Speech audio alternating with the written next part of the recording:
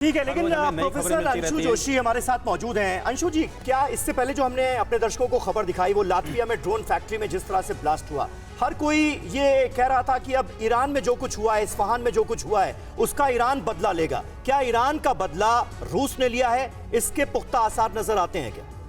समीर, ये कहना हाल फिलहाल बहुत कठिन है। यहाँ खड़े होकर हम इस तरह की बातें बड़ी आसानी से या इस तरह की चर्चा हम bड़ी आसानी से कर सकते हैं, लेकिन जब हम कूटनीतिक पटल पर जाते हैं और वहाँ जो देशों के आज की तारीख में कॉम्प्लेक्स इंटरडिपेंडेंस के बड़े जटिल रिश्ते आपस में बने हुए हैं, उसकी और जब हम देखते हैं और जब हम कॉमन गुटों को देखते हैं, तो ये तमाम चीजों को देखते हुए कहना बड़ा कठिन हो जाता है कि इसका बदला वो ले रहा है, उसके साथ वो। लेकिन यहाँ पर ऐसा नजर आ रहा है ड्रोन फैक्ट्री के बदले ड्रोन फैक्ट्री। बिल्कुल, ये हम इसी बात की चर्चा कर रहे हैं, लेकिन मैंने क्या कहा, जब तक इस हमले की पुष्टि नहीं हो जाती कि ये एक हमला है या एक हादसा है, तब तक हम इस डायरेक्शन में जाकर बात नहीं कर सकते। ठीक है, और पुष्टि होगी इसकी संभावना कमी नजर आती है। ये अपने घर के पास सिर्फ देसी मुर्गियों को पाल कर हर साल 6 लाख कमा रहे हैं।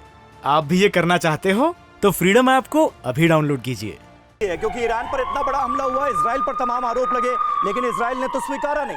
बहरहाल पुतिन के खिलाफ दुनिया को एकजुट करने की कोशिश हो रही है। ये जंग अकेले अमेरिका की नहीं, हम मिलकर लड़ेंगे, ये जो बाइडेन की स्पीच में कहा गया। अमेरिकी कांग्रेस में जो संबोधन हुआ जो बाइडेन का, उसमें इसका जिक्र था।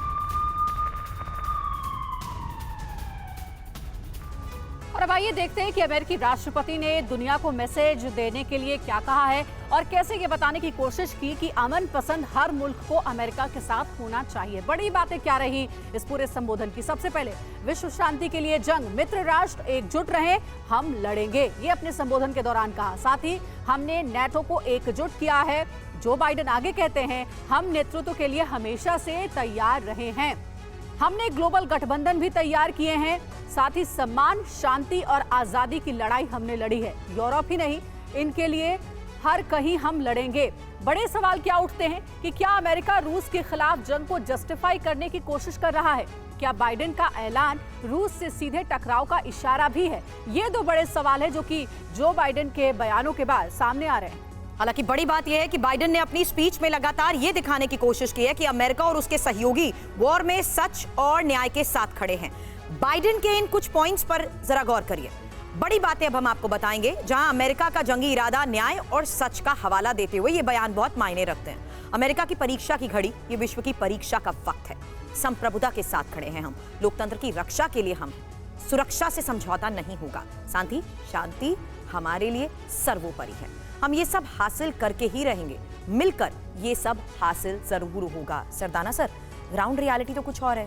भले ही आप आज विश्व शांति की बात करते हुए ये जस्टिफाई करने की कोशिश करें, लेकिन हकीकत यही है कि अमेरिका का ये सहयोग ही यूक्रेन को 1 साल तक युद्ध की इस बैटल ग्राउंड पर खड़ा कर पाया है। दूसरी महत्वपूर्ण बात, क्या बाइडेन को, यूएस को ये नहीं दिखता कि अब ये युद्ध सिर्फ रशिया यूक्रेन नहीं बल्कि रशिया वर्सेस नेटो होता जा रहा है? यानी विनाश में बड़ी भूमिका और जिस तरीके का सहयोग है वो सब कुछ तो और वर्ल्ड वॉर की ओर लेकर जा रहा है। बिल्कुल आपने सही कहा। देखिए, किसी ने पूरे विश्व ने अमेरिका को विश्व का चौकीदार नहीं बनाया है कि उनकी, किसी ने उनको कहा नहीं है कि आप विश्व के चौकीदार है और आप कहते विश्व में शांति बना के रखें। इन्होंने ये जंग रशिया के ऊपर मिलिटराइज करके यूक्रेन के ऊपर थोपी गई है। और आज अगर यूक्रेन, और बाद में समय देखिएगा आप, नेटो का अगर विनाश होगा तो अमेरिका की वजह से है, क्योंकि इनके पास क्षमता नहीं है यूक्रेन रशिया के अगेंस्ट खड़े होने की। ये अपने घर के पास सिर्फ देसी मुर्गियों को पाल कर हर साल 6 लाख कमा रहे हैं। आप भी ये करना चाहते हो तो फ्रीडम ऐप को अभी डाउनलोड कीजिए।